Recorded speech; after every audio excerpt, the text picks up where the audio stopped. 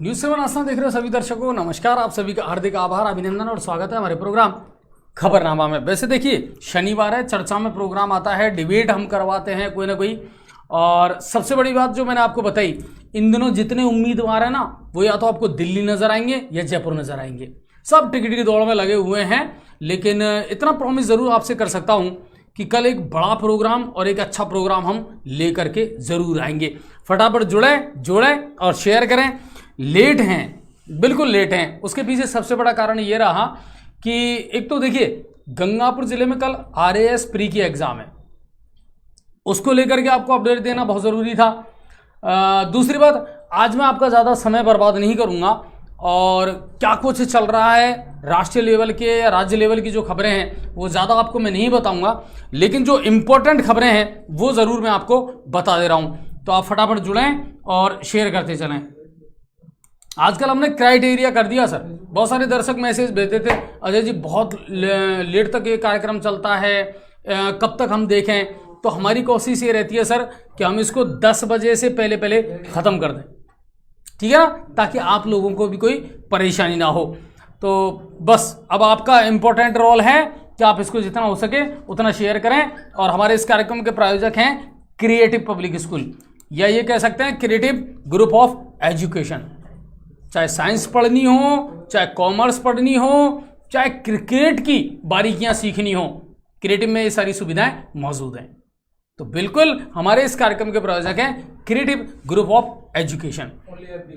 जितने भी दर्शक हमारे साथ जुड़ रहे हैं उन सबका बहुत बहुत धन्यवाद। शेयर करते चलना। लालाराम जी हैं, राम सिंह गुजर हैं, अशोक सुप्रिया अग्रवाल, इकराम खान जी हमारे साथ हैं और राधेश्याम सैनी हमारे साथ हैं, ठीक है ना। आज की इंपॉर्टेंट खबरें आपको बताऊंगा, क्योंकि शनिवार को हम डिबेट का प्रोग्राम लेकर के आते हैं। कोई मुद्दा, कोई चर्चा का विषय हो, है ना, ताकि लोगों को हम जोड़ें। और आज भी हम कुछ ऐसे कद्दावर नेताओं को लेकर के आने वाले थे, लेकिन क्या करें साहब, नेता तो नेता है। एन वक्त पर अगर उनका प्लान चेंज हो जाए, कार्यक्रम चेंज हो जाए, तो फिर हमें बड़ी समस्या होती है। तो उसी को लेकर के मैं आपका ज़्यादा वक्त बर्बाद नहीं करूंगा। राष्ट्रीय लेवल की खबरें आज ज़्यादा मैं आपको नहीं बताऊंगा। 30 तारीख है और बार है शनिवार। और प्रधानमंत्री मोदी आज छत्तीसगढ़ के बिलासपुर में रहे, गृह मंत्री अमित शाह गुजरात में रहे, कांग्रेस नेता राहुल गांधी आज मध्य प्रदेश के शाजापुर में रहे। बस ये इंपॉर्टेंट खबर है। क्या कुछ कहा बताना चाहता हूं, लेकिन नहीं बताऊंगा। और 2000 के नोट बदलने की आज अंतिम तारीख थी, है ना, लेकिन टेंशन मत करो, इसको बढ़ा करके अब 7 अक्टूबर कर दिया गया है। वैसे तो मैं आपको बता दूं कि जनता ने ये सारे नोट बदल लिए हैं, लेकिन फिर भी मैं आपको एक आकलन है वो दे देता हूं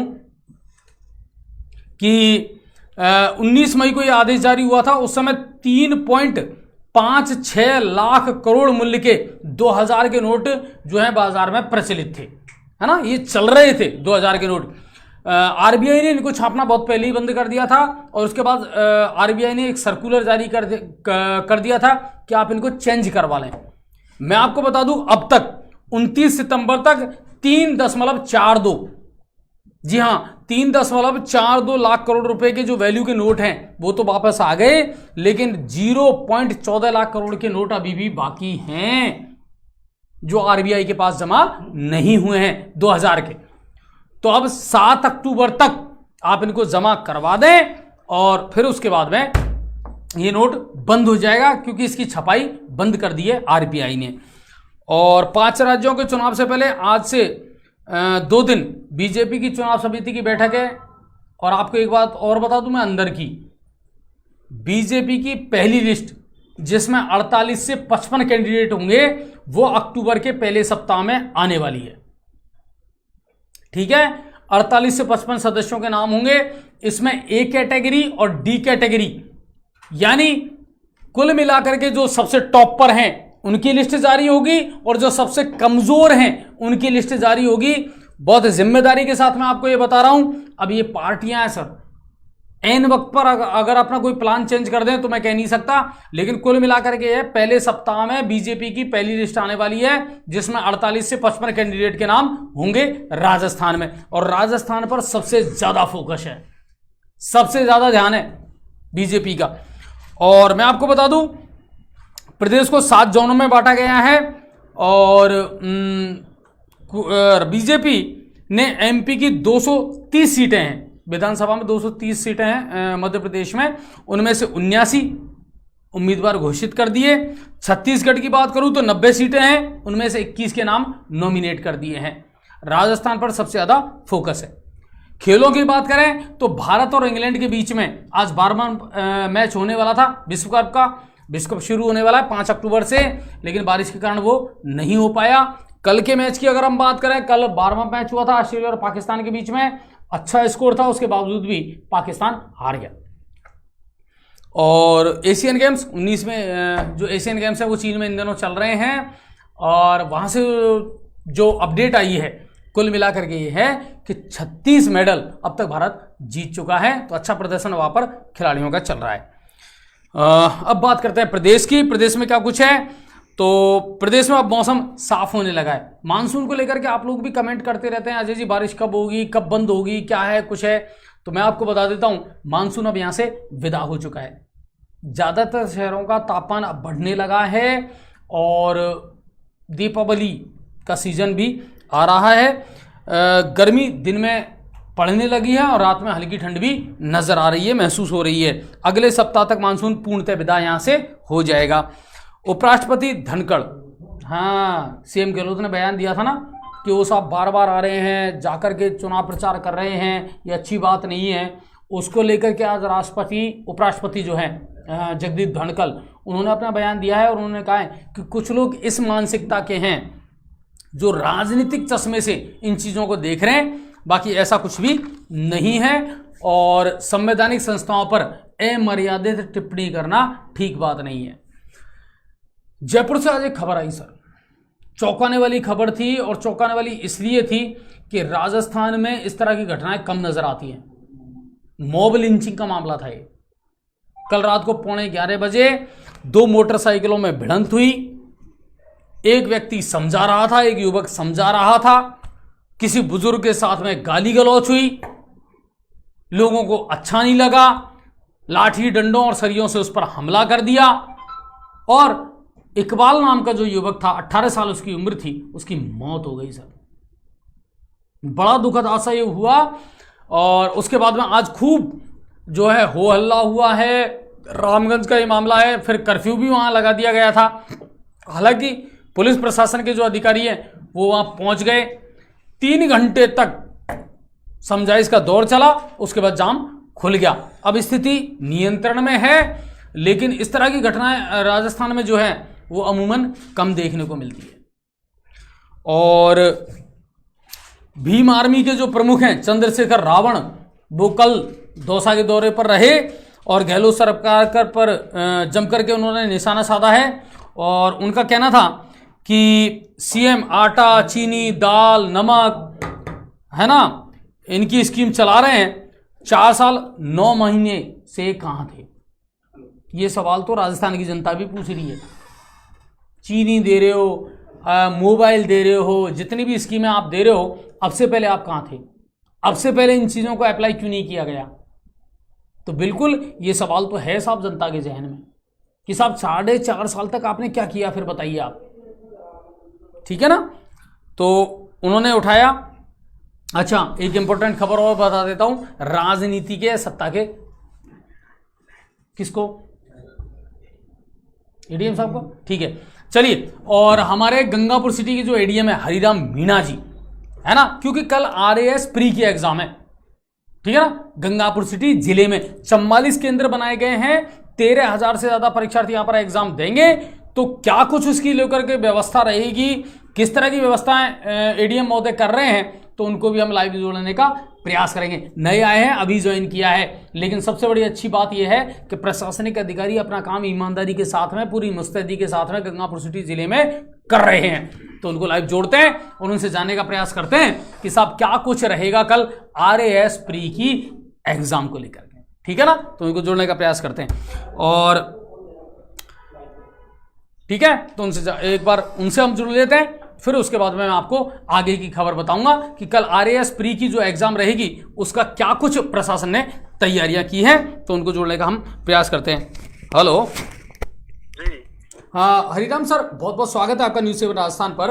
और कल RAS प्री की एग्जाम है, बड़ा चैलेंज है, इसको लेकर के प्रशासन ने गंगापुर सिटी जिले में क्या कुछ तैयारियां की हैं वो थोड़ा सा आप बताएं। देखिए, हमारे गंगापुर जिले में 44 परीक्षा केंद्र बनाए हैं, जिसमें 32 गंगापुर सिटी उपखंड पर, 5 नादोती उपखंड पर और 3 वजीरपुर, 2 बामनवास और नादोती में है। इसके लिए हमने पूरा पुलिस का 401 व्यवस्था करी है। प्रशासन की तरफ से हमारे द्वारा पेपर लाने के लिए और ले जाने के लिए 16 कोऑर्डिनेटर बनाए हैं। वो पेपर लाएंगे, ले जाएंगे और उनके साथ सशस्त्र जाब्ता भी रहेगा।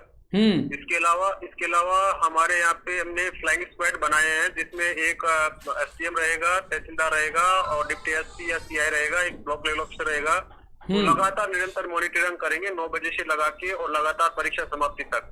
इसके अलावा हमने सेंटर सुप्रिटेंडेंट और इन्विजिलेटर सबको ट्रेनिंग के रूप में पाबंद कर दिया है और उनको उचित रूप से ट्रेनिंग दे दी गई है। इसके द्वारा पुलिस की भी ये व्यवस्था की गई है कि प्रत्येक सेंटर के बाहर फ्रिस्किंग के लिए दो पुलिस कांस्टेबल और एक हमारी तरफ से सेंटर तरफ से एक लेडीज रहेगी जो फ्रिस्किंग करेगी। और फ्रिस्किंग में कोई भी मोबाइल और अन्य अवांछित सामग्री बाहर रखी जाएगी। इसके अलावा हमने लगातार 2 दिन से अखबारों में भी परीक्षार्थियों के लाभ के लिए और उनकी जानकारी के लिए लगातार दो दिन तक हमने ये न्यूज दी है कि ड्रेस कोड तय की गई है कि जिसमें लड़कों के लिए हाफ बाजू की शर्ट और ट्राउजर और इसके अलावा महिलाओं के लिए हाफ स्लीव का ब्लाउज और साड़ी। इसकी अनुमति होने पर इसको अनुमति दी जाएगी, अन्यथा उसके वहाँ पे वो प्रवेश से वंचित रह जाएंगे। इसलिए इनके लाभ के लिए हमने ये सारी चीजें उनको अखबार के माध्यम से अवगत करा दी गई है। इसके अलावा हमारे पास पर्याप्त पुलिस जाब्ता है। पुलिस राउंड करती रहेगी, हमारा फ्लाइंग स्क्वाड राउंड करता रहेगा। कोई भी अवांछनीय गतिविधि हम नहीं बनने देंगे और अगर कोई ऐसा पाया जाता है तो उस लड़के को उसके विरुद्ध FIR दर्ज कराएंगे। और इसमें अब की बार परीक्षा नकल विरोधी कानून के तहत 10 करोड़ का जुर्माना भी है। हमारे द्वारा पूरी पुलिस और प्रशासन की तरफ से पूरी चाक चौबंद व्यवस्था है। परीक्षार्थियों को केवल 10 बजे तक ही प्रवेश दिया जाएगा। उसके बाद किसी भी स्थिति में परीक्षा केंद्रों पर अभ्यर्थी की कोई अनुमति नहीं दी जाएगी। आपके माध्यम से, आपके चैनल के माध्यम से समस्त अभ्यर्थियों को जो सुन रहे हैं उनसे निवेदन करना चाहूंगा कि वे ड्रेस कोड का नियम का पालन करते हुए एवं परीक्षा केंद्र पर 10 बजे तक प्रवेश कर ले, अन्यथा उनको प्रवेश से महरूम होना पड़ेगा। पूरी तरह चाक चौबंद है। आपके माध्यम से मैं परीक्षार्थी अभ्यर्थियों के भविष्य की शुभकामनाओं को प्रेषित करता हूँ। अच्छा हरिराम सर, आप लोग और आपका पूरा प्रशासन इसमें 2-3 दिन से लगातार तैयारियां कर रहा है। अच्छा, इसके अलावा सबसे बड़ी बात यह है कि कुछ सेंटर्स को लेकर के अभ्यर्थियों के दिमाग में कंफ्यूजन है कि सर ये कहाँ मिलेगा, हमको कैसे मिलेगा ढूंढने में, तो क्या कोई ऐसी हेल्पलाइन नंबर भी बनाई गई है? जी, हमारे द्वारा पिछले 2 दिनों से लगातार न्यूज़पेपर में हमारे डिस्ट्रिक्ट कंट्रोल रूम का हम साया करवा रहे हैं, जिसके नंबर एक बार मैं आपके चैनल के माध्यम से शेयर करना चाह रहा हूँ। 07463 294 030। कोई भी परीक्षार्थी, कोई भी अभ्यर्थी, कोई भी दिक्कत आ रही है, किसी प्रकार की कोई समस्या आ रही है, इस नंबर पे कॉल कर सकते हैं। ये सुबह 9 बजे से प्रारंभ हो जाएगा ये कॉल। इसके अलावा उसके पास जो भी नंबर अवेलेबल है प्रशासनिक अधिकारियों के, चाहे वो SDMs के हों, चाहे मेरे हों या किसी भी कार्मिक को, हमेशा उनके सहयोग के लिए तत्पर है, कभी भी कहीं भी कॉल कर सकते हैं। जी। अच्छा, गंगापुर सिटी नया जिला बना है, उसके अधीन अब नादोती भी हमारे अंदर में है, टोडा भीम भी हमारे अंदर में है और वहां भी सेंटर आए हैं, तो क्या लगातार वहां तक भी मॉनिटरिंग हमारे प्रशासन के द्वारा की जाएगी? बिल्कुल जी, मॉनिटरिंग की ऐसी व्यवस्था है कि फ्लाइंग स्क्वाड के माध्यम से यहाँ से फ्लाइंग स्क्वाड अपॉइंटमेंट कर दिए हैं और प्रत्येक 6 केंद्रों पे एक फ्लाइंग स्क्वाड है। और जहाँ पे सेपरेट ब्लॉक लेवल पे अगर 2 है तो 2 के लिए एक है। बामनवास में जैसे 2 है तो 2 के लिए एक है। नादोती में 5 है तो 5 के लिए एक है। यहाँ पे 32 है तो 32 के लिए 7 है। यानी कि मैक्सिमम 6 पे एक फ्लाइंग स्क्वाड है। यहाँ से कंट्रोलिंग बिल्कुल उनके डायरेक्शन निर्देशित किया जाता रहा है और उनको जो आयोग द्वारा जो भी निर्देश है उनके पूरी पालना के सख्ती से, और उनको ये भी जिम्मेदारी है कि जैसे जिला स्तर पे कलेक्टर और डिप्टी कोऑर्डिनेटर ने व्यवस्था कर रखी है, पूरी परीक्षा के स्मूथ और ट्रांसपेरेंसी और स्मूथली कंडक्ट के लिए एसडीएम्स को पाबंद कर दिया गया है, सतत मॉनिटरिंग करेंगे। अच्छा, कुल मिलाकर के है कि कंट्रोल रूम चालू हो जाएगा, अगर आपको किसी भी तरह की प्रॉब्लम है तो आप वहाँ कॉल करके और जानकारी ले सकते हैं। जी, इसमें दो महत्वपूर्ण जानकारियां हैं कि कोई भी ब्लाइंड अभ्यर्थी है तो उसके लिए भी उसने आयोग को जो फॉर्म फिलअप किया है उसके लिए अगर उसको हेल्प चाहिए तो यहाँ से अवेलेबल होगी। और हाँ जी, और दूसरी बात यह है कि किसी भी प्रकार की कोई उनको कोई क्वेरी है, कोई शंका है सीटिंग अरेंजमेंट के बारे में, प्लेस के बारे में, रोल नंबर के बारे में, तो हमारे कंट्रोल रूम के पास सारी सूचनाएं अवेलेबल है। आपके चैनल के माध्यम से ये निवेदन करना चाहूंगा कि कोई भी ऐसा परीक्षार्थी जो संदिग्ध पाया जाता है या ड्यूबियस है तो उसका जो एडमिट कार्ड का जो सेंटर सुप्रिटेंडेंट के यहाँ से सीधा वो आज डाउनलोड कर लिया होगा, निचली वाली जो स्लिप है उसे मिलान करेंगे। अगर वो ऐसा संदिग्ध पाया जाता है तो तत्काल उसके विरुद्ध पुलिस कार्रवाई की जाएगी और उसको डिटेन किया जाएगा। अच्छा, अक्सर हरिराम सर इन एग्जामों में सबसे बड़ी समस्या रहती है कि परीक्षार्थी ये कहते हैं कि साहब बेवजह परेशान हमको किया जाता है, बेवजह के जो नियम है वो हम पर थोपे जाते हैं। तो ऐसे अभ्यर्थियों को या परीक्षार्थियों को आप क्या कहना चाहेंगे कि देखिए आरपीएससी की गाइडलाइन के मुताबिक जो नियम है वही हम फॉलो कर रहे हैं, जी तो क्या कहना चाहेंगे आप? जी, आरपीएससी की इनको भी अपने इनके परीक्षार्थियों या अभ्यर्थियों की जो कॉल लेटर है उसमें भी आरपीएससी के जो मोटे मोटे मेन जो डायरेक्शंस हैं वो उसमें अंकित किए हुए हैं और उन्हीं डायरेक्शंस का हमारे पास भी है। उन बच्चों को भी डायरेक्शंस का पता है, हमको भी डायरेक्शंस का पता है।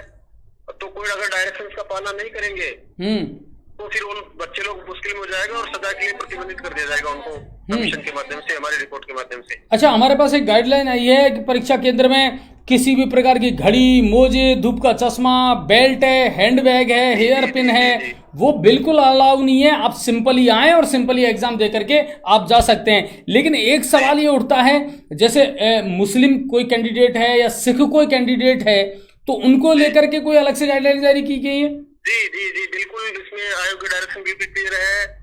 मुस्लिम के लिए बुर्का का प्रावधान नहीं है, बुर्के के माध्यम से उनको एंट्री नहीं दी जाएगी। जो सिख कैंडिडेट्स हैं उनको पगड़ी धारण करने की अनुमति है। इसके अलावा सख्त वही है कि कोई ग्लासेस, आई ग्लास नहीं होंगे, कोई हैट्स नहीं होगी, कोई रिंग्स नहीं होंगे, कोई गंडा ताबिया नहीं होंगे, जूते नहीं पहनेंगे, स्लीपर्स में आएंगे। ये सारी चीजें हैं और उसी की पालना हम बिल्कुल सख्त करवाने के लिए पुलिस को हमने ट्रेन कर दिया है, पुलिस को डायरेक्शन दे दिया है, पुलिस ने ट्रेनिंग कर दी है और सारी चीजों से अवगत करा दिया है। सेंटर सुप्रिटेंडेंट यहाँ तक कि सेंट्रल सुप्रिटेंडेंट को भी अवगत करा दिया गया है। इसके लिए हमने अब की बार आयोग ने प्रत्येक परीक्षा केंद्र पे 2 वीडियोग्राफी किए पहली बार। एक तो बिल्कुल स्ट्रेटेजिक रहेगा, डेट के ऊपर जो बिल्कुल 9 बजे से वो वीडियोग्राफी करता रहेगा। इसके अलावा जो दूसरा वीडियोग्राफर होगा वो केंद्र के अंदर परीक्षा के पेपर 11 बजे से वितरित किए जाएंगे, लेकिन अभ्यर्थी को 10 बजे बाद प्रवेश नहीं दिया जाएगा। उसका 1 घंटे का काम यही रहेगा कि वो प्रत्येक कमरे में जा करके परीक्षा देने वाले अभ्यर्थियों का चेहरा वीडियोग्राफी कर ले, वो ताकि अगर कोई ऐसी बात है तो कोई डमी कैंडिडेट अगर कोई हो, पहली बात तो बिल्कुल 0 संभावना की कोई एंटर कर जाए। बिल्कुल, अगर फिर भी कोई ऐसा हो तो वो उसको कैमरे की नजर से बच नहीं पाएगा और इन्वेस्टिगेशन में जरूर पकड़ा जाएगा।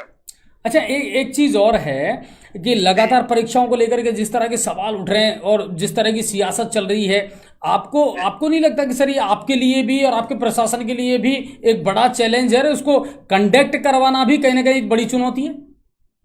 नहीं, ऐसा कुछ नहीं। अब की बार जिला गंगापुर सिटी नया जिला बना है, पुलिस की पूरी पुख्ता व्यवस्था है और पिछली घटनाओं से सबक लेते हुए कमीशन ने और जिला प्रशासन ने ऐसी घटनाओं की पुनरावृत्ति नहीं हो, ऐसे सारे आवश्यक कदम उठा लिए गए हैं और मुझे पूर्ण विश्वास है कि गंगापुर सिटी जिले के अंदर ऐसी कोई घटना कारित नहीं होगी और परीक्षा बिल्कुल सुचारू पारदर्शिता के साथ संपन्न होगी।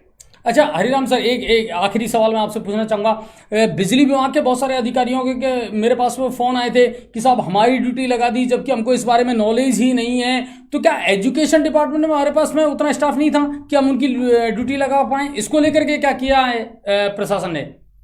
जी, आप सही कह रहे हैं। क्योंकि यहाँ पे जो फ्लाइंग स्क्वाड और जो डिप्टी कोऑर्डिनेटर्स थे उसकी कमी होने के कारण से ये लगा दी गई थी, लेकिन इस पे भी हमारे द्वारा विचार करके ऐसे जो आवश्यक सेवाओं के जो इंजीनियर्स हैं उनको ड्यूटी से मुक्त कर दिया गया। ऐसी कोई समस्या नहीं है। बिजली विभाग को डायरेक्शन दे दिए गए हैं कि वो लगातार 9 बजे से 3 बजे तक बिना एक्शन के या बिना सुपरिटेंडेंट इंजीनियर के, और सुपरिटेंडेंट इंजीनियर हमारे बिना कंसेंट के कहीं भी कोई शटडाउन नहीं करेगा। बिजली की पुख्ता व्यवस्था रहेगी और बिजली के सारे कार्मिक इंजीनियर्स वगैरह उनकी वो ड्यूटी से फ्री हो गए हैं। चलिए, इतनी महत्वपूर्ण जानकारी देने के लिए अरिहंत सर बहुत बहुत स्वागत है आपका और बहुत बहुत धन्यवाद हम आपको देते हैं, और हम अपनी ओर से शुभकामनाएं भी देते हैं कि इस एग्जाम को आप बहुत अच्छे से कंडक्ट करवा पाएं। जी thank you very much. Thank you sir. देखिए, हमारे यहाँ के एडीएम हरिराम मीणा जी अभी हाल ही में इन्होंने ज्वाइन किया है, लेकिन सबसे बड़ी बात है कि बहुत बड़ी जिम्मेदारी इनके ऊपर है, और कल RAS प्री की एग्जाम जो है वो गंगापुर सिटी के 44 केंद्रों पर आयोजित की जाएगी। 13,000 से ज़्यादा विद्यार्थी जो हैं वो इसमें पार्टिसिपेट करेंगे, और प्रशासन को भी हमारी ओर से बहुत बहुत शुभकामनाएं। जम के करें, अच्छे से काम करें और पूरी पारदर्शिता के साथ काम करें, हम आपके साथ हैं। ठीक है सर। तो ये थे अतिरिक्त जिला कलेक्टर हरिराम मीणा गंगापुर सिटी के। चलिए, और जयपुर में अब शांति है, और जो कल मामला हुआ था सुभाष चौक थाने का ये मामला था, मॉब लिंचिंग का ये मामला था, मामूली सी एक बात थी साहब, 2 गाड़ियां भिड़ी, एक्सीडेंट हुआ और फिर उसके बाद में गलतफहमी पैदा हुई। जो एक्सीडेंट हुआ वो बंदे तो वहां से चले गए, और उसके बाद में पकड़ा के आया इकबाल ने बुजुर्गों से बात की और बुजुर्गों से गाली गलौज हुई, और उसके बाद वहां जो लोग मौजूद थे लाठी डंडों और सरियों से इकबाल पर हमला कर दिया, और मौके पर इकबाल की मौत हो गई। उसके साथ उसका भाई भी था। सीसीटीवी फुटेज निकाले गए। समाज के विशेष वर्ग में आक्रोश पैदा हुआ। आज सुबह लोगों ने जाम कर दिया। रामगंज बाजार जो था, मार्केट जो था, उसको जाम लगा दिया। प्रशासन के अधिकारी वहां पर पहुंचे, समझाइश की, 3 घंटे तक समझाइश का दौर चला, और उसके बाद वह जाम खुला। कौन लोग थे, क्या थे, कुल मिलाकर के 9 लोगों को इसमें गिरफ्तार किया गया है। मॉब लिंचिंग का ये मामला है, मगर मेरा ये मानना है सर कि छोटी छोटी बातों पर अगर इस तरह के मामले होते हैं तो ये हमारे समाज के लिए भी एक शर्मनाक हरकत है। आप किसी भी समाज से बिलोंग करते हैं ये मायने नहीं रखता, मायने ये रखता है कि आपने उस घटना को किस परिप्रेक्ष्य में लिया है, किस तरीके से आपकी वहां सोच बनी है, और आपने किस तरीके से वहां अशांति का माहौल पैदा किया है।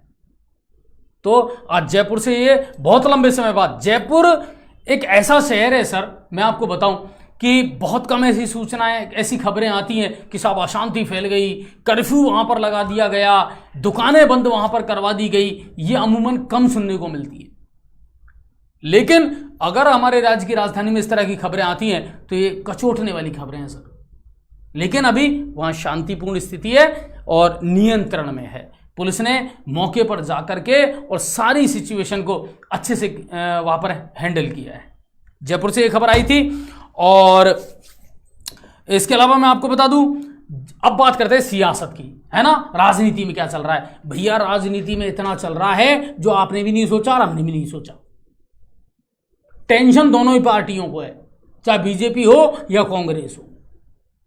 अपनी अपनी रणनीतियां बना रही हैं, है ना, पर्यवेक्षकों को यहां भेज रही हैं, ऑब्जर्वर यहां पर लगा रही हैं, किसको टिकट दें किसको ना दें, क्या कुछ चल रहा है। लेकिन कुल मिलाकर के है इस बार के चुनाव बड़े शानदार होने वाले हैं, बड़े जोरदार होने वाले हैं। और ये नेता जितना अपने आप को ओवर स्मार्ट समझते हैं ना, उससे ज्यादा जनता ओवर स्मार्ट हो गई अब।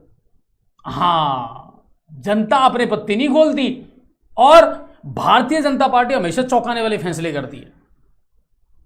मैं आपको बताऊं कि सीएम के रूप में अगर किसी को प्रोजेक्ट किया जा रहा है, केंद्रीय नेतृत्व जो है वो चाहता है कानून मंत्री अर्जुन राम मेघवाल उनका सबसे ज्यादा सपोर्ट कर रहा है, और दूसरे नंबर पर आ रही हैं दिया कुमारी जी। हां, तो क्या वो अगला मुस्तकबिल राजस्थान का हो सकती है? यानी राजस्थान की जो राजनीति है उसमें नया चेहरा बनकर के उभरी है दिया कुमारी। पहले बहुत कम हाईलाइट रहती थी, वो शाही महिलाएं, शर्मीली महिलाएं हैं, जल्दी से आती नहीं है कैमरे के सामने, आजकल उनको बुलाया भी जा रहा है, आजकल वो बयानबाजी भी कर रही हैं, और सबसे बड़ी बात, प्रधानमंत्री मोदी की जो रैली थी उसमें मंच संचालन की जिम्मेदारी सांसद दिया कुमारी को दी गई थी। यानी राजनीति करवट ले रही है। बीजेपी चौंकाने वाले फैसले कर सकती है, इसमें कोई डाउट नहीं है। अब बात करते हैं कि साहब क्या कुछ हो चुका है। वैसे मैं आपको बता दूं, बीजेपी जयपुर में, स्पेशली विधानसभा जयपुर में, लगभग 5 से 8 चेहरे ऐसे हैं जिनको बदलेगी, बिल्कुल बदलेगी। 2 से 3 बार जो विधायक रह चुके हैं, टिकट मांग चुके हैं, राजनीति में सक्रिय रह चुके हैं, उनका होगा पत्ता साफ। महिलाओं को और युवाओं को तवज्जो दी जाएगी।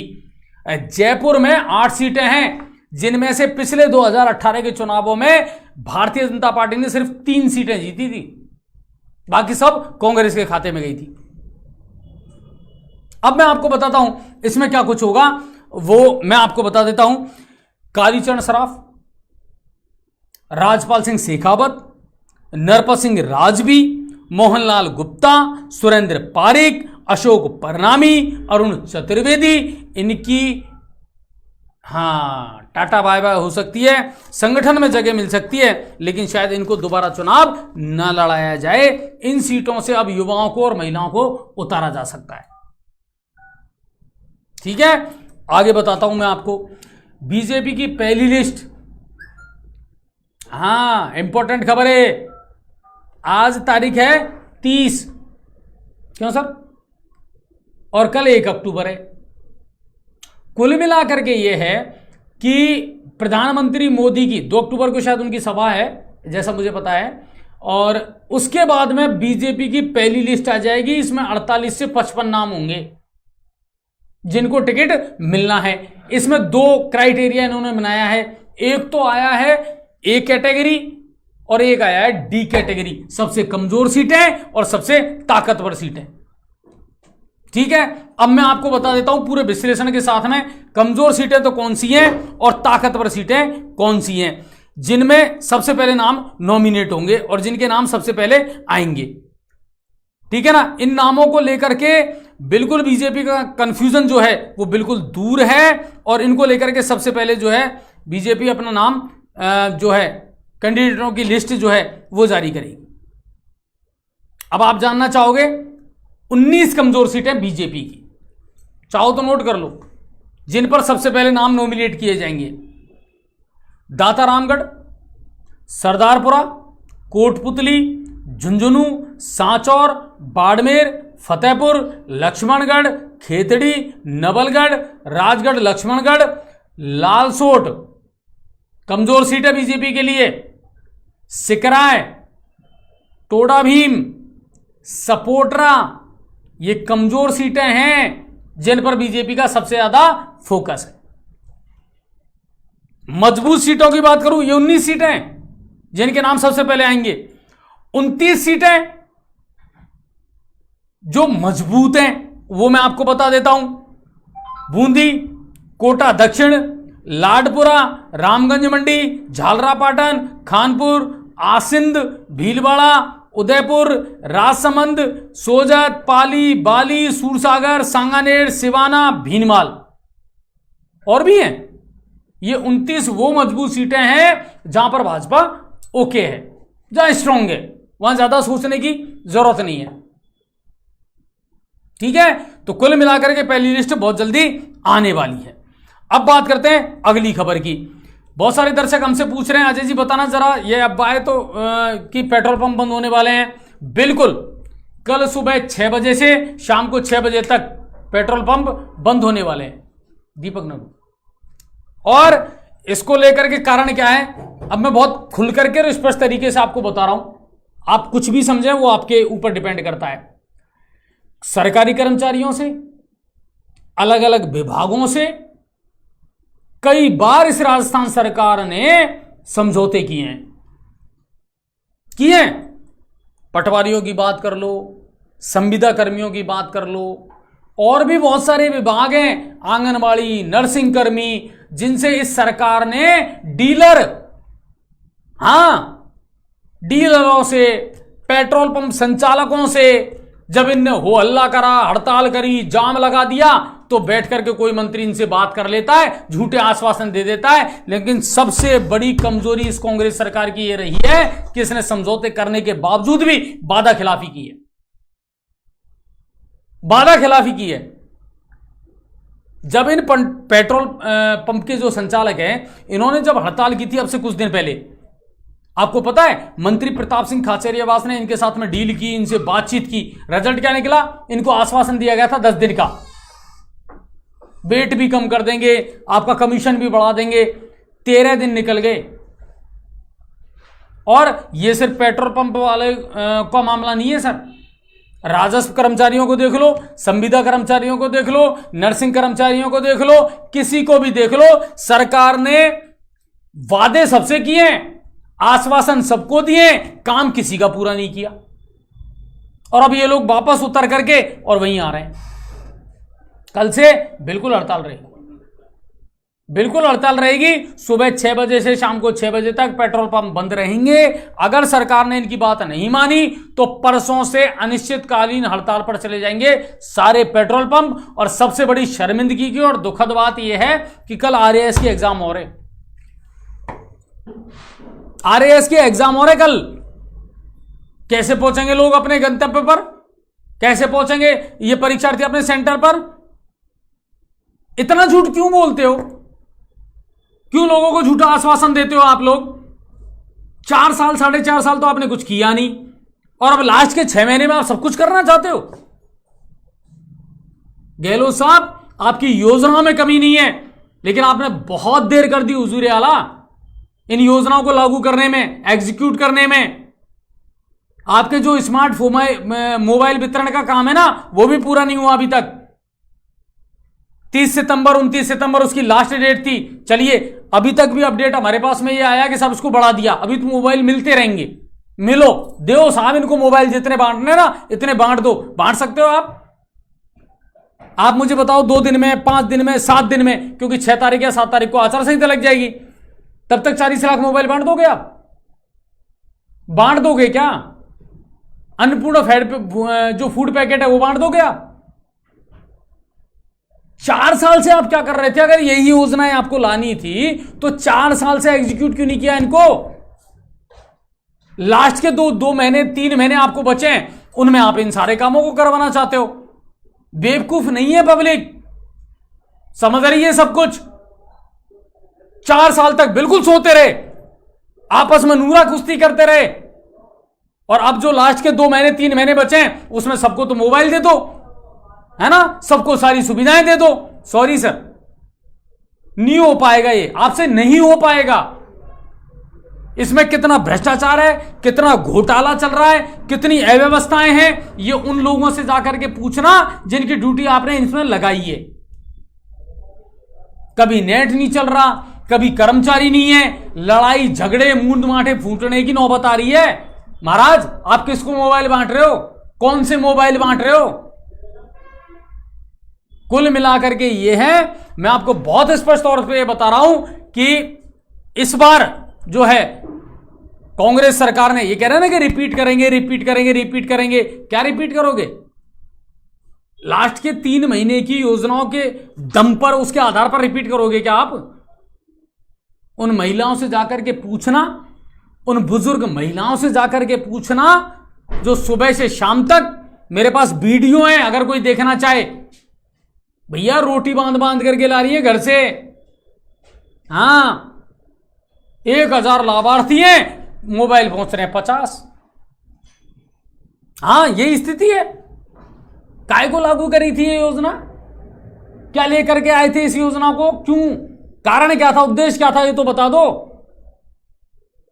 कुल मिलाकर के है, स्थिति खराब है, और जैसे ही आचार संहिता लगेगी ये सारी योजनाएं खत्म हो जाएंगी, खत्म हो जाएंगी ये सारी योजना। चलिए आगे बढ़ते हैं और बात करते हैं अब कांग्रेस की।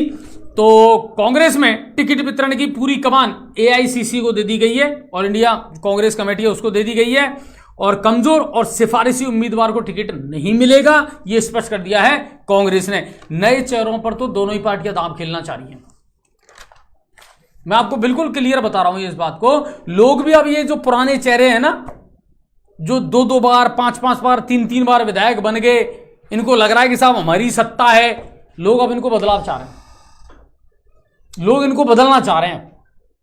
नए चेहरों की दरकार है, इसमें कोई दो राय नहीं। और प्रदेश में कल आरएएस की प्री परीक्षा है, दोपहर 11 से 2 बजे तक ये एग्जाम लगेगी। 46 जिलों में लगभग 7 लाख के समथिंग जो परीक्षार्थी हैं वो इसमें एग्जाम देंगे।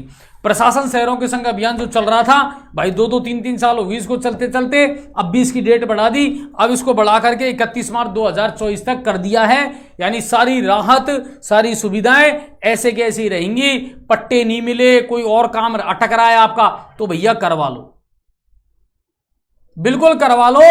और मैं तो यही कर सकता हूं, कह सकता हूं आपसे, अब से पहले क्या पट्टे बने यह आपको भी पता है ना सर। करोड़ों रुपए आपने ये टेंट हाउसों में खर्च कर दिए। बहुत खुल करके स्पष्ट रूप से कह रहा हूं मैं इस बात को। पिछले 1 साल से तो कम से कम राजस्थान में कांग्रेस सरकार जो है ना, वो टेंटों में चल रही है, टेंटों में चल रही है। और एक कड़वा सच बताऊं आपको, बहुत जिम्मेदारी के साथ में और बहुत सच्चाई के साथ में आपको मैं ये बता रहा हूं। आपने जो राहत कैंप शुरू करे थे ना, आपके प्रशासनिक अधिकारी आए, आपने इतना अमला लगाया, इतना मजमा वहां पर लगाया। चाय जिन्होंने पी ना कर्मचारियों ने, आपके जिन कर्मचारियों ने दिन भर ड्यूटी दी और जिन्होंने चाय पी, आप उन चाय वालों तक का पैसा नहीं दे पाए अभी तक। आप उन चाय वालों का, टेंट वालों का, साउंड वालों का पैसा अभी तक राजस्थान सरकार ने नहीं दिया है। ये वो गरीब लोग हैं जिन पर दबाव डाल करके और आपने इनको शामिल किया था, और आज वो दर दर की ठोकर खा रहे हैं। अरे सर, कुछ लोग तो ऐसे मिले थे जो ये कह रहे थे सर इनके जो कर्मचारी हैं इनको टिफिन पहुंचाया था मैंने, और मेरे पास में 1-1 लाख रुपए के बिल बकाया हैं जो मुझको सरकार नहीं दे रही। शर्म नहीं आती आप लोगों को? काय को चलाते हो ऐसी योजना? आम आदमी के, गरीब आदमी के, जिनको दबाव डाल करके आपने इस योजना में शामिल करा। टेंट लगाएगा, चाय वितरित करेगा, पानी वितरित करेगा, आज उनको आप पैसा नहीं दे रहे। तो फिर किस आधार पर आप ये कह रहे हो अरे साहब अपने लोगों को राहत दी? शर्म करो। काय की राहत दी है तुमने? तुमने इन 3 महीनों में योजनाओं को लागू करने का प्रयास किया है जो असंभव है। 4 साल से तो कुछ किया नहीं, लास्ट के 2 महीने में 3 महीने में आप कुछ करना चाहते हो, यह संभव नहीं है।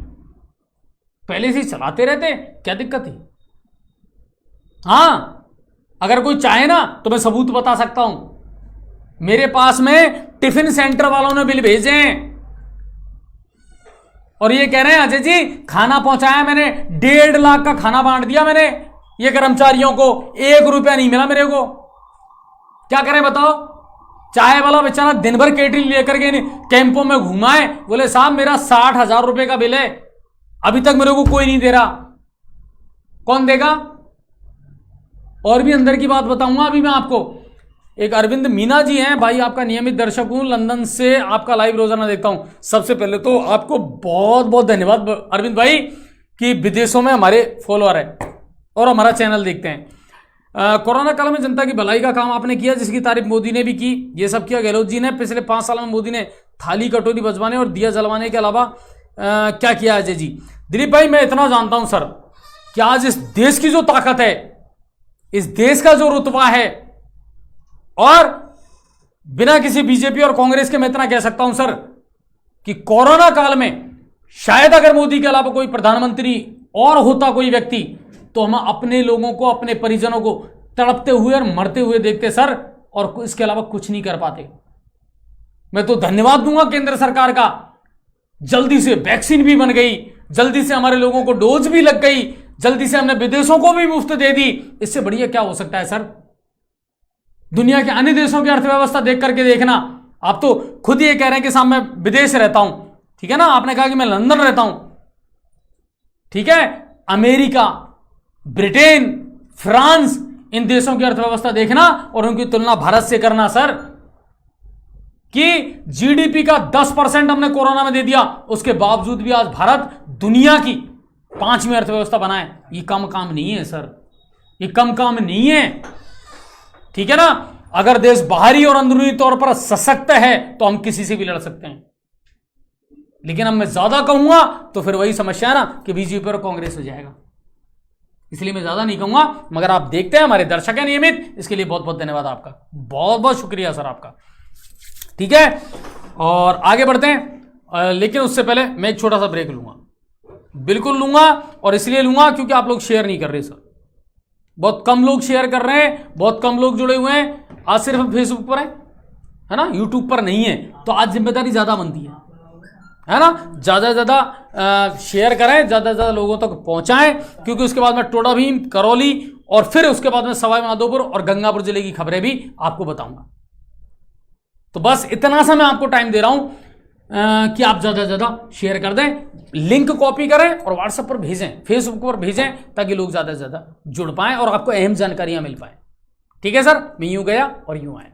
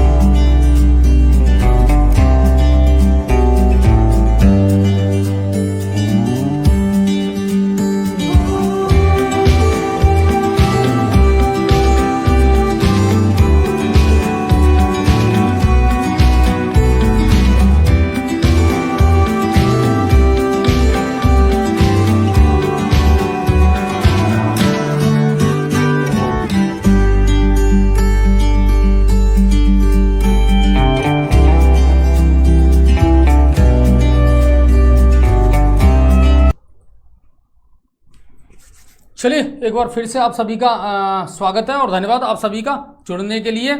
और अब बात करते हैं टोडा भीम की खबरों की। टोडा भीम बाईपास रोड का काम जो है वो शुरू हो चुका है और लोगों ने सड़कों के पास जो पोल लगे हुए हैं बिजली विभाग के, उनको हटाने की ज़रूर मांग की है ताकि एक अच्छी सड़क वहाँ पर बन सके। करौली की बात करें तो जिले की स्पेशल टीम ने और पुड़गांव थाना पुलिस ने कार्रवाई करते हुए नशे के खिलाफ 3 लाख रुपए की कीमत की 19 ग्राम स्मैक जो है वो बरामद किए तस्कर से। नाकाबंदी के दौरान पुड़गांव क्षेत्र में तस्कर नूरुद्दीन जो नसिया कॉलोनी गंगापुर सिटी का रहने वाला है उसको गिरफ्तार किया है। उसके पास से 19 ग्राम स्मैक जो है वो पुलिस को मिली है। करौली कॉलेज में कालीबाई भील मेधावी छात्रा व देवनारायण स्कूटी योजना के तहत स्कूटियों का वितरण किया गया है। 25 मेधावी छात्राओं को ये स्कूटी मिली है। अब बात करते हैं सवाई माधोपुर की। चौथा बरौड़ा में अभिषेक गुर्जर हत्याकांड को लेकर के ग्रामीणों ने आज थाने पर प्रदर्शन किया। आपको याद होगा 2 दिन पहले अभिषेक गुर्जर जो है उसका शव तालाब में मिला था और दोस्तों पर हत्या का जो शक है वो जाहिर किया था। पुलिस ने 2 लोगों को इस मामले में गिरफ्तार भी किया है। खंडार विधायक अशोक वर्मा ने किया करोड़ों विकास के कार्यों का लोकार्पण और शिलान्यास। अब तो यही चल रहा है। हाँ, आप किसी भी विधानसभा को उठा करके देख लो, ये जितने विधायक है ना, अरे भाई साहब ऐसे भाग रहे हैं 120 की स्पीड से। जितना हो सके लोकार्पण कर दो, जितना हो सके शिलान्यास कर दो। इतना सोचा है कभी? 4 साल में क्या करा था आपने? कहां गायब थे? 4 साल से क्यों नहीं आपने शिलान्यास और लोकार्पण किया इनका? अब कर रहे हैं बस। शिला पट्टी का लगा दो तुम तो। मेरा नाम लगना चाहिए वहां पर, फलाने विधायक के कार्यकाल में हुआ ये। बताओ आप, ये राजनीति है ना? यही राजनीति है। 4 साल कुछ मत करो, आखिरी का जब समय आए चुनाव का तब सारी घोषणाएं कर दो, सब सारे शिलान्यास कर दो, तब सारे लोकार्पण कर दो। और इसके लिए जिम्मेदार कौन है? जनता। आप और हम जिम्मेदार हैं। इन दिनों मैंने एक कार्यक्रम चला रखा है, न्यूज़ 7 राजस्थान ने एक कार्यक्रम चला रखा है, हम जनता के बीच में जाकर के जनता का फीडबैक लेते हैं। 3 एपिसोड हो गए। कितना बोलता है और कौन बोलता है बता दो मेरे को। हमें तो पता ही नहीं है साहब। अरे साहब, हाँ देखो, वे तो जनता चाहेगी, तो तुम कौन हो? तुम वोट नहीं देते? लोकतंत्र है, फ्रीडम टू स्पीच है, और लोग कैमरे के सामने बोलते नहीं है। हाँ साहब देख लेंगे, वो तो हम देख लेंगे साहब, देख लेंगे साहब कौन नया आता है कौन नहीं आता। और फिर साहब सड़क नहीं बन रही, पानी नहीं बन रही, पानी नहीं मिल रहा साहब, बिजली नहीं मिल रही साहब। बेशर्म लोगों, अगर लोकतंत्र को जिंदा रखना है ना तो पहले लोगों को जिंदा रहना पड़ेगा। आप कैमरे के सामने अपनी समस्या नहीं बता सकते, आप कैमरे के सामने बोल नहीं सकते, तो फिर काय का लोकतंत्र है? 3 एपिसोड कर दिया मैंने, और मैं जाकर के लोगों से पूछता हूं ना, इससे पूछ लो साहब, नहीं साहब ये बोलेगा ये, तो फिर मेरे व्हाट्सएप पर मैसेज क्यों भेजते हो आप? साहब नाली चौक होगी साहब, यहां गंदगी पड़ी हुई है, क्यों भेजते हो? जब आपको बोलना ही नहीं है और मुर्दों की तरह जिंदगी जीनी है तो जी लो ना। यह कंडीशन है। 3 एपिसोड में लोग निकल करके सामने नहीं आ रहे, खुल करके कुछ बोलना नहीं चाहते। मार देगा आपको कोई, फांसी चढ़ा देगा आपको कोई, क्यों नहीं बोलते हो? बिल्कुल साहब, ये विधायक ठीक है, ये व्यक्ति ठीक है, ये कैंडिडेट ठीक है, हमको ये पार्टी ठीक लग रही है, हम इसको वोट देना चाह रहे हैं। कौन मना कर रहा है? कौन मना कर रहा है? हाँ, कैमरे के सामने नहीं बोलेंगे साहब, मत बोलो, फिर झेलो ना, भुगतो ना, जो चल रहा है उसको चलने दो। ये कंडीशन, ठीक है sir. I come am my village Dibsha last date, there are many problems and public issues. I want to meet you but unfortunate I don't meet you for youth what's stand taken by state government, please intimate me mister Ajay ji. बिल्कुल अरविंद भाई, सबसे बड़ी समस्या क्या है? लोग सामने ही नहीं आते। लोग आज भी जातिवाद और क्षेत्रवाद में उलझे हुए हैं। हकीकत बात यह है। अब इसमें सबसे बड़ी, ये कौन है जिसने भेजा है ये? मैं एक बार इसको देख लेता हूं, इस कमेंट को। नहीं, ये कमेंट तो देखना है सर, ये कमेंट तो देखना है। मीडिया वाला है मोदी का दलाल, बिमल मीना करौली से। अशोक जी ने जवाब दे दिया। बिमल मीना भाई मीडिया वाला है या मोदी का दलाल? तो आपको कैसे लगा मोदी का दलाल? अब तक तो मैंने ऐसी कोई खबर ही नहीं बताई आपको। राज्य लेवल की, राष्ट्र लेवल की खबरें आपको बता रहा हूं, क्षेत्रीय खबरें बता रहा हूं, तो आप कौन है? ये जो कट्टर मानसिकता है ना आपकी, पहले तो इसको दिमाग से निकाल दो, ठीक है? और अगर आपको ये लग रहा है ना कि आप ज्यादा इंटेलिजेंट हैं तो किसी और चैनल को देखना, ठीक है ना? न्यूज़ 7 राजस्थान को देखने की जरूरत नहीं है, और हमको आप जैसे दर्शकों की जरूरत भी नहीं है। यार आप किस गंदी सोच के साथ में चैनल देखते हो? मोदी मीडिया, फलाना मीडिया, गोदी मीडिया, बोलने को कुछ आता नहीं है आप पर, कैमरे के सामने आकर के बोलते नहीं हो, एक दूसरे पर टालते हो, जनता अपने अधिकारों को समझती नहीं है और बस मीडिया पर थोप देती है। मीडिया का माथे ठेका है क्या आपकी खबरों को चलाए या आपकी समस्याओं को उठाए? आप तो सामने नहीं आते हो और सारा ठीकरा मीडिया के माथे फोड़ देते हो। यह आपकी रेस्पॉन्सिबिलिटी नहीं है, ठीक है ना? और अपनी जो गंदी और घटिया सोच है वो अपने पास रखना आप। कोई मोदी मीडिया नहीं है। अच्छा करोगे तो उनकी तारीफ करेंगे, बुरा करोगे तो बिल्कुल उनकी भी बात बताएंगे हम। बाकी इस तरह के दर्शकों की जरूरत नहीं है हमको। जातिवाद और क्षेत्रवाद में हमारा इतना एरिया उलझ गया सर कि मत पूछो आप। यार हम अच्छे लोगों को चुन ही नहीं पा रहे, कोई किरदार नहीं मिल पा रहा, हम अच्छे राजनेता पैदा नहीं कर पाए। इससे बड़ी शर्मिंदगी की बात क्या होगी बताओ आप? सोचने वाली बात है हमारे क्षेत्र के लिए। कौन विकास के काम कर रहा है, क्या सच्चाई आपको पता नहीं है? सब लोगों को पता है किस तरह के काम हुए हैं, किस तरह के विकास के काम हुए हैं, कौन कौन से काम है जो पेंडिंग में चल रहे हैं। आज एक दर्शक ने मुझे फोटो और वीडियोस भेजे हैं, बोले अजय जी महूकला अंडरपास की आपने खबर चलाई थी, 10 करोड़ रुपए सरकार को दे दिए रेलवे को, लेकिन बोले ये तो वन साइड ही बन रहा है, 5 करोड़ 97 लाख रुपए में खर्च होंगे, बाकी के पैसे कहां जाएंगे? और अगर ये एक साइड ही बन रहा है महूकला अंडरपास तो फिर हमको फायदा क्या हुआ? मैंने इसको लेकर के जानकारी ली और पता लगा कि नहीं, ये दोनों साइड से बनेगा, एंट्रेंस और एग्जिट दोनों अलग अलग बनेंगे और उसी हिसाब से अंडरपास बनाया जाएगा। अगर बनता है तो अच्छी बात है, कहां परेशानी है बताओ? जनता को जागरूक होना पड़ेगा, है ना? आपने देखे ना 3 एपिसोड, इंदिरा मार्केट में भी देख लिया, चौपड़ में भी देख लिया, सब जगह हैं भाई साहब ठीक है, अरे भाई साहब सभी बढ़िया हैं। तो फिर अब मैं क्या कहूं सर आपसे, क्या कहूं बताओ, क्या कहूं इन दर्शकों से? बोलना भी नहीं चाहते और समस्या भी है, तो फिर भुगतो।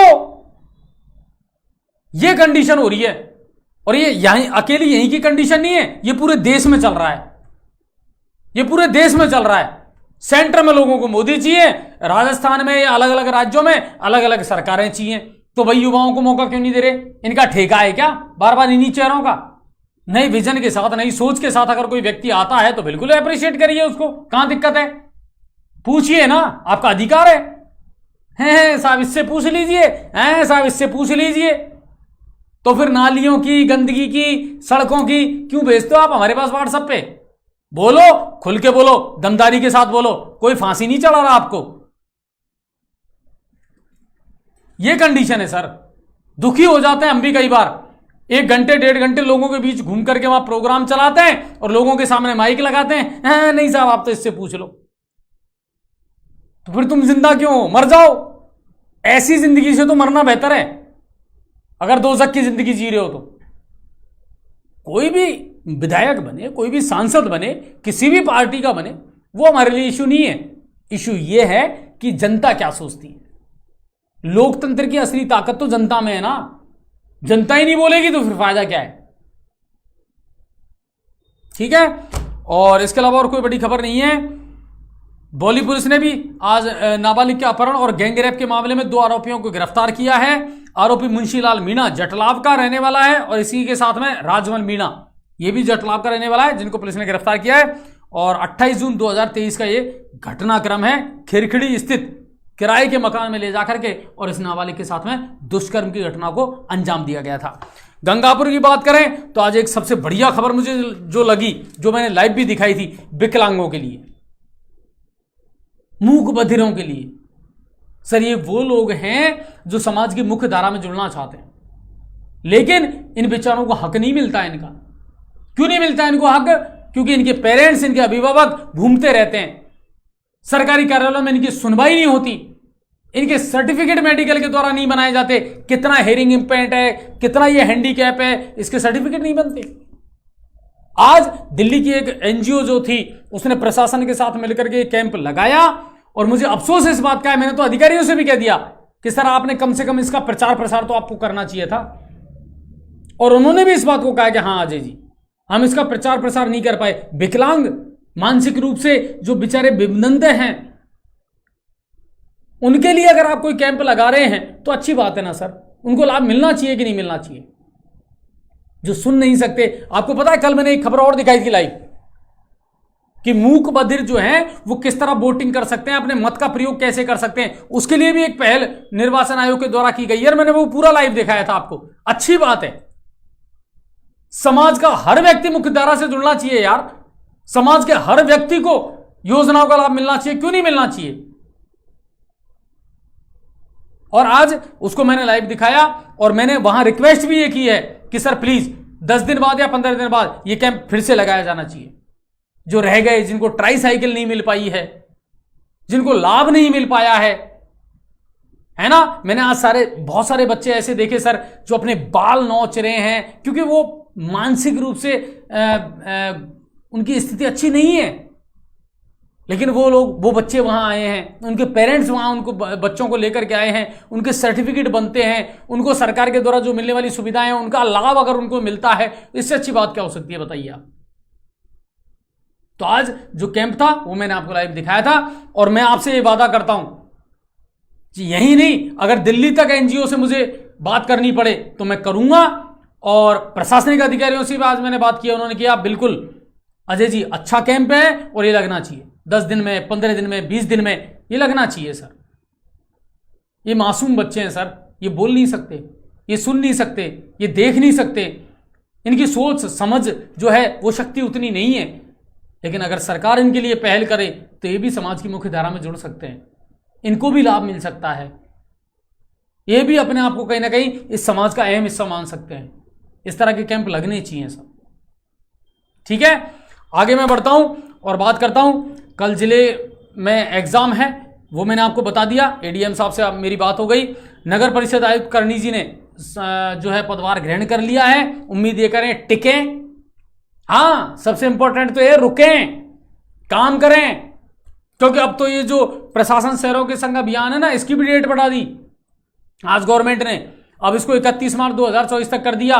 सारी रियायतें रहेंगी, बनवाओ अपने पट्टे। अरे भाई बनाए तो सही, कोई दस्तखत करने वाला ही नहीं है गंगापुर की भाग्य में, तो गंगापुर नगर परिषद में तो कोई दस्तखत करने वाला ही नहीं है।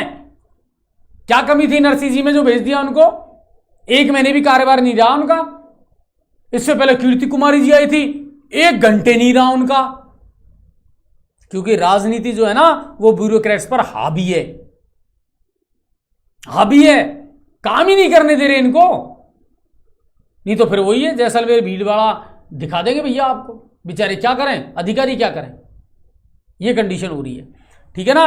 और गंगापुर की सियासत की अगर मैं बात करूं तो भैया अभी की स्थिति में यह है कि एमएलए रामकेश मीणा की टीआरपी अच्छी है, लेकिन कांग्रेस में अगर इनके लिए चैलेंज कोई बन सकती है तो वो वंदना मीणा बन सकती है, साफ कह रहा हूं। बीजेपी की अगर बात करूं, मानसिंह गुर्जर जी बिल्कुल प्रभावी हैं, कद्दावर नेता है, अनुभव है, सर्वप्रिय हैं, लोकप्रिय हैं। लेकिन सबसे बड़ी बात यह है, अगर पार्टी चेहरे चेंज करती है तो सबसे बड़े रूप में जो उभर करके आ रहे हैं सीएल सैनी साहब आ रहे हैं।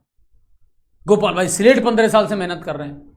गोपाल शर्मा, गोपाल वाटिका वाले डॉक्टर किरोड़ीलाल मीणा के बहुत करीबी हैं, उनको ना मौका मिल सकता है। और जनता भी ये चाह रही है, नहीं साहब अब की बार तो चेहरा नया होना चाहिए। क्यों ना हो, युवाओं को, महिलाओं को मौका दो ना, कहां परेशानी है।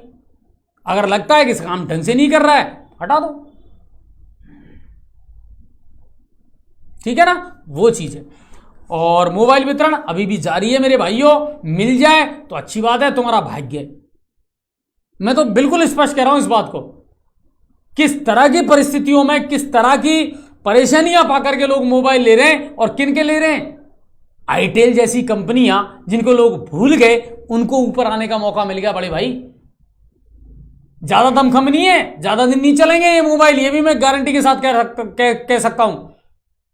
मिल रहे हैं, आ रहे हैं लोग, महिलाओं की सबसे ज्यादा तादाद है। और ताज्जुब की बात यह है कि जहां सबसे ज्यादा महिलाओं की तादाद है वहां महिला कांस्टेबल नहीं है। पुरुष पुलिसकर्मियों की ड्यूटी लगाई है, वो बेचारे ज्यादा कह नहीं सकते, क्या करें बताओ। ये कंडीशन चल रही है मोबाइल सेंटरों पर, ठीक है। और मऊकल अंडरपास, आज उसको लेकर के एक दर्शक ने जो मेरे को मैसेज भेजा, बिल्कुल चौंकाने वाला मैसेज था कि साहब अगर बनवे बनता है तो 5.97 करोड़ इसकी लागत आ रही है, तो फिर 10 करोड़ काय के लिए दिए। बिल्कुल जरूरी है, और कल मैं विधायक साहब को खुद भेजूंगा इसको, ठीक है। और इसके अलावा कोई बड़ी खबर नहीं है। कंट्रोल रूम के जो नंबर है, आरएएस के जो परीक्षार्थी कल एग्जाम देंगे, मैं फिर आपको नंबर नोट करवा सकता हूं, आप चाहें तो नंबर नोट कर सकते हैं। 07463 ये कोड नंबर है, इसके अलावा 294 030।